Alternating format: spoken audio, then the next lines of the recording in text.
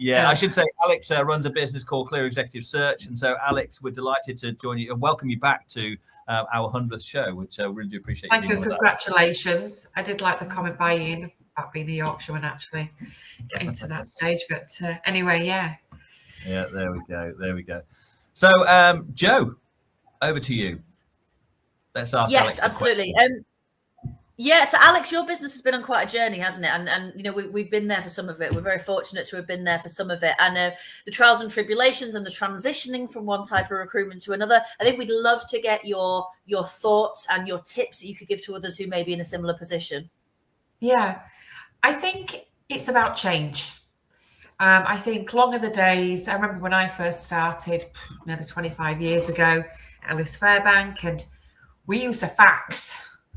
And we picked up the phone and we had a fax, and that was it. And everybody would crowd round there waiting for things to come in. And we didn't have the Google and getting all links. So you just had to make them yourself.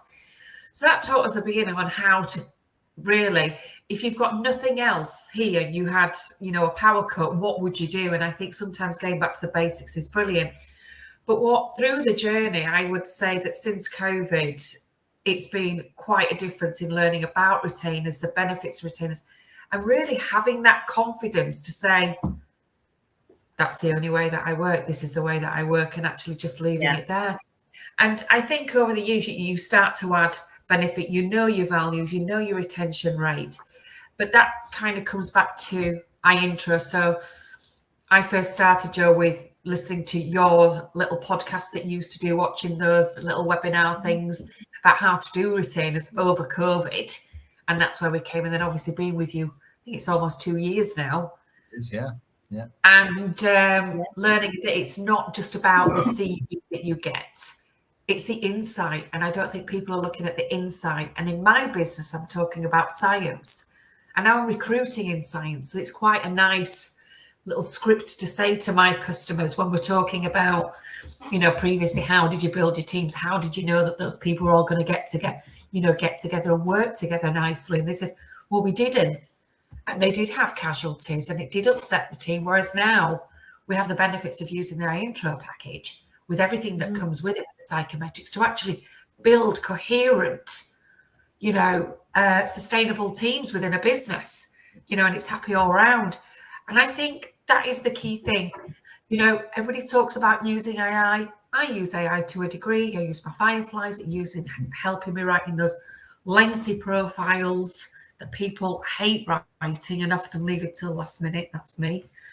But I love the human touch, but I like the additional technology that comes with that, with the videos, with the pictures, with the psychometrics. And I think now you learn more from somebody on a video in that first couple of minutes than what you'd learn from just looking at that CV. Far more insight. And I think that is where everyone should be in 2026. You know, I love it. You know, I've sold so many retainers off the back of it. You know, the new one, they've never used a recruiter. They're a startup. Very, very nervous. Yeah. I love what you said when I've won the multiple retainers that you've won. I think that's just testament to it's testament to the perseverance and tenacity that you've had to go out there and change the way that you work.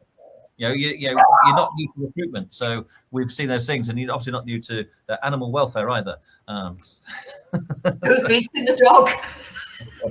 I know that's mine. You can tell this show. That's I'm going to show Joe you've got a little dog. Yeah. I know, proof it's a live show. Alex, we've had a little question for you. What's your residual client value? What have you achieved in the And remember, you're a sole trader. I think that's really important as well. So, just of late in the last year, mine has actually gone up to 100%. Oh, fantastic! Not with the 100, nice. But it did go up. I think mine was quite high anyway because I handle recruitment, I build relationships, so. And I think it's all about sort of understanding sort of where you fit the marketplace. So, well, listen, Alex, it's been great having you here today. Great to see you as always. We appreciate. We'll have to get you back and to tell your story because your story it just resonates with so many people who are out there as solopreneurs, thinking, how can I do things differently and will it work for me? And I know you're a true advocate of that. So congratulations to you on your success over the last few years. Thank you. Mix. Congratulations to you guys. Thanks, Alex. I'll see you soon. All right. Bye.